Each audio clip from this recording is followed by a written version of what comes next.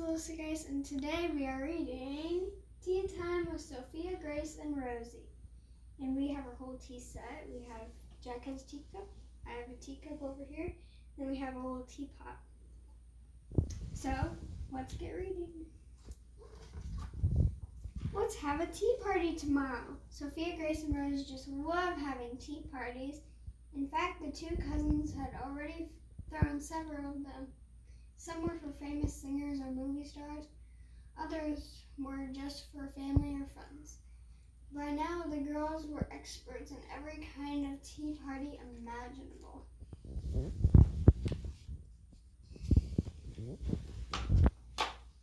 I'm so excited, Rosie replied. Who shall we invite this time? I've got it, exclaimed Sophia Grace. We each get to invite one really special person, someone we love more than anyone else. Rosie jumped up and down in agreement. And we'll surprise each other, Sophia Grace added. This is going to be so good. The two girls clapped their hands with excitement and set off to plan their party.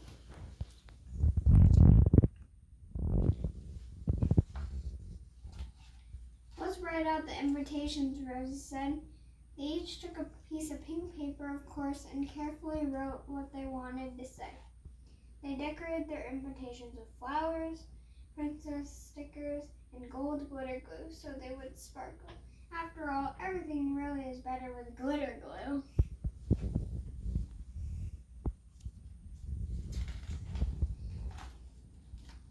This invitation is so pretty, exclaimed Sophia Grace. Do you know who you're inviting yet? No, not yet, Rosie answered. Do you? No, Sophia Grace replied, but the person I invite has to love pink as much as I do. Me too, replied Rosie. She should love sparkles as well. Oh yes, Sophia Grace agreed. Also, she'll need to love dressing up as much as we do. Rosie nodded enthusiastically. Okay, this is their invitation. You are cordially invited to tea time with Sophia, Grace, and Rosie. Please wear your tiara and fluffiest tutu. Sincerely, Sophia, Grace, and Rosie. You are cordially invited to tea time with Sophia, Grace, and Rosie. Please wear your tiara. And see how they decorate them. Next, the girls turned their attention to discussing the theme of the party. The Grammys, chocolate, fairies, California, cotton candy, pink.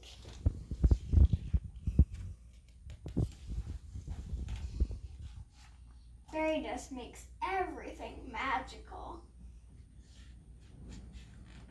and messy.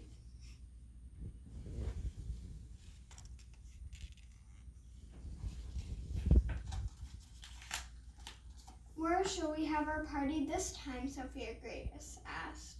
What about Disneyland? Rosie offered. Disneyland is so good, Sophia Grace agreed. So good, but isn't it far away? Rosie asked. I've got it, Sophia Grace cried out, twirling around in her fluffy tutu. We can turn our room into a princess castle. I love that so much, Rosie agreed.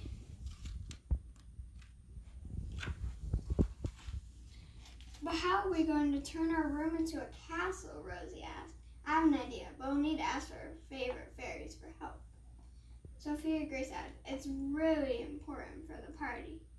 Rosie knew precisely what her cousin meant.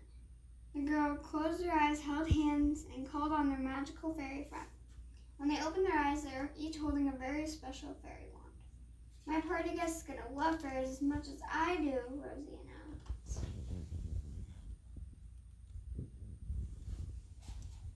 With the help of their magical fairy wand, the girls began turning their bedposts into majestic pillars, a bedside lamp into a crystal chandelier, and a nightstand into a golden glass table and chairs.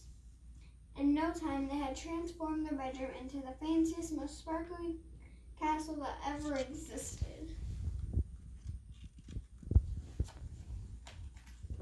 So that's what their room looks like.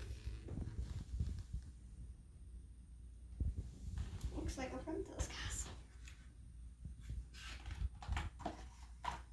That was so much fun, fun, Rosie gasped when they had finished. I know, my guest has to be someone I can have loads of fun with, just like you, Sophia Grace said. Me too, Rosie replied. What else do we need to plan for the party? The menu, Sophia Grace cried out. Let's have a million different flavors of cotton candy. And chocolate, lots of chocolate, Rosie added. Oh, and cookies. Our guests better love sweets as much as we do, Sophia Grace replied.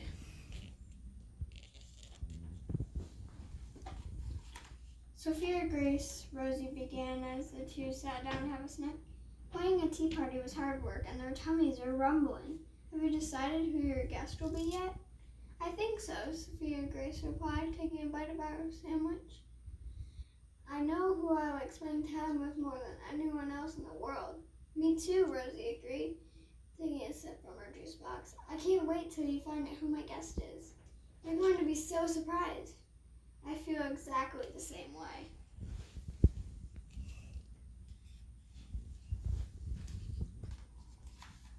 The last step was deciding on the perfect tea party outfits. Of course, the girls absolutely had to try on every tutu they owned.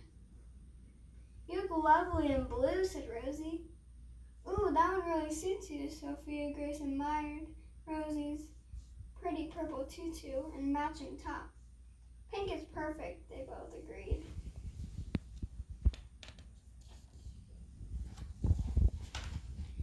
Boy, am I tired, Sophia Grace said, letting out a huge yawn. Me too, Rosie admitted, tucking herself under her covers.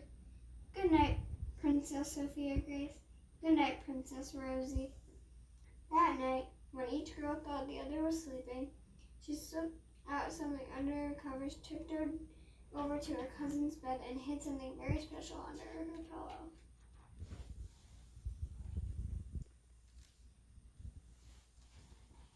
Right now in the morning, the girls awoke to a lovely surprise. Dear Sophia Grace, you are cordially invited to a tea time with Rosie. Please wear your tiara and fluffiest tutu. Love you, Rosie. P.S. Tea will be served on Saturday at 4 o'clock in the afternoon, Sophia Grace and Rosie Castle. Dear Rosie, you are cordially invited to tea time with Sophia Grace. Please wear your tiara and fluffiest tutu. You are my hype girl. I love you, Sophia Grace. P.S. Tea will be served on Sunday at 4 o'clock in the afternoon in Sophia Grace and Rosie Castle. So they invited each other.